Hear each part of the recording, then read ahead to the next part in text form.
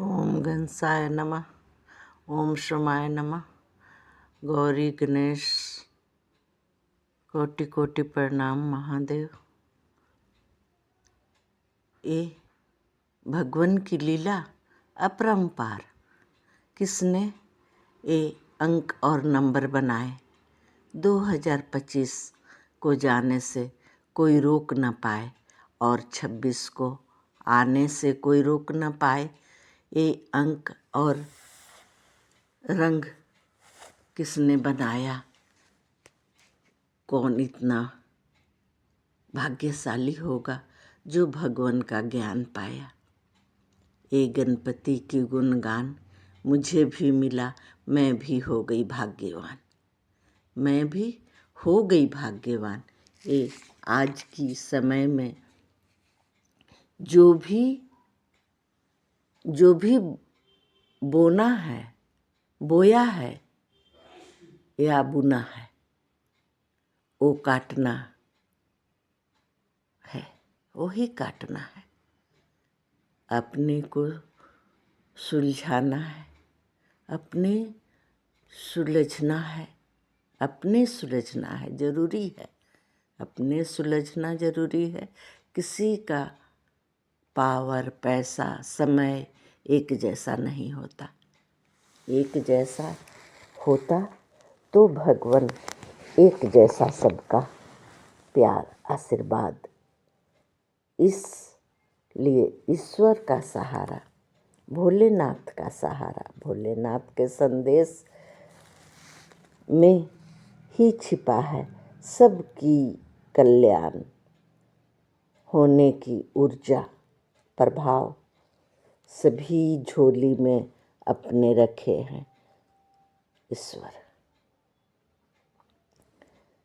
इस संदेश में अच्छे ऊर्जा का प्रभाव से ही आपकी कर्म का लेखा जोखा, लिखा जोगिया सफलता मिल रही है।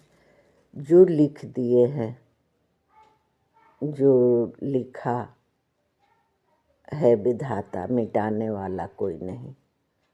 पर भगवान की कृपा हुई तो ही अपनी अपनी काम में सभी की व्यवस्था हो गई और व्यर्थ की कोई बात सोचने की जगह नहीं रही। व्यर्थ नहीं जाएगा, जो अच्छाई है वो व्यर्थ नहीं जाएगा। जो प्यार दिए हो, किसी की बुराई न सुने हो, न करने का सोचे हो, सोच में न लाना है किसी की बुराई। आप जो ऐसा खुल रहा है सिमसिम, आपकी जीवन की जो खुल रही है, खुल जा सिमसिम। खुल गई जीवन की खुशियाँ, आ गई लहर, खुशियों की लहर बाहर बनकर आई है। आगे आगे क्यों, कैसा है इस समय का जो अध्याय आपकी शुरू हुई है, अध्याय भी शुरू हो न जा रही है, होने जा रही है ना। बदल चुका है स्थिति परिस्थिति, निश्चित है जीत। परिस्थिति बदल चुकी है, निश्चित है जीत। दिव्य शक्ति, रुके काम भी आगे बढ़ेंगे। दिव्य शक्ति की ये जो भक्ति जागी है आप सबकी, रुके काम भी आगे बढ़ेंगे। कामयाबी से किसी ने बहुत ही जल भून कर गए हैं, पर आपके सितारे इस हफ्ते चमक रही है। किसी खास को ही जिस दिन मिलेगी आपकी ऊर्जा, जो मिली है उससे आपके हाथ भोलेनाथ के साथ देना चाहते हैं। जो मुझे वो सौभाग्य मिली, मेरे को सेवक बनाए। आप सबके साथ जोड़कर मेरी भी अध्याय शुरू कर दिए। ये अवसर पा गई मैं अक्सर अफवाह फैलाकर अपना नाकामी को साबित करते हैं लोग। अपनी नाकामी पर खुश होते हैं क्या?